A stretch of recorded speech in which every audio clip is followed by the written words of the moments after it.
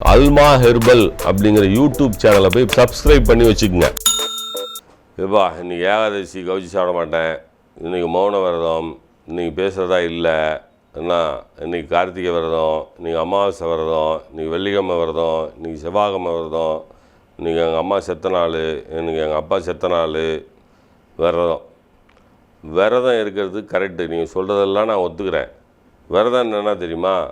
காலிலேருந்து அடுத்த நாள் காலையில் வரைக்கும் ஒன்றும் சாப்பிடாம வெறும் சீரக தண்ணீரை குடிச்சிட்டு விரதம் இருக்கிறது தான் விரதம். நம்மால் விரதங்கிற பேரில் பால், பழம், பாதாம், பிஸ்தா இவர் சாப்பிட மாட்டாராம். நான் இப்போ மத்தியானம் சாப்பாடெலாம் சாப்பிட மாட்டேங்க. இப்போ என்னங்க சாப்பிடுங்க, ஒரு பழம் சாப்பிட்ருவோங்க. இது விரதமாக? விரதம் அதாவது பட்டினி என்பது மிகச்சிறந்த மருந்து.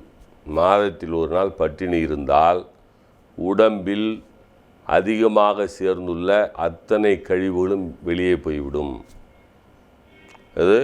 இது விரதம் இருப்பதனுடைய நன்மை. ஆனால் விரதம் இருக்கிறேன் என்ற பேர் வழியில் உணவை குறைத்து கொள்வதோ உணவு உண்ணாது இருப்பதோ, இந்த மாதத்துக்கு 10 நாள் விரதத்திலே கழிச்சிருவாங்க. அப்புறம் அர்த்தம் எப்படி இருக்கும்? நோய் தான் வரும். அதனால் விரதம் என்பது மாதத்தில் ஒரு நாள் பட்டினி கிடப்பது.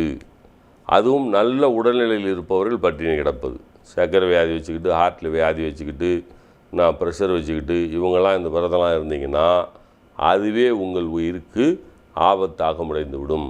அதனால் விரதம் இருப்பவர்கள் தயவு செய்து யோசித்து செய்யுங்கள்.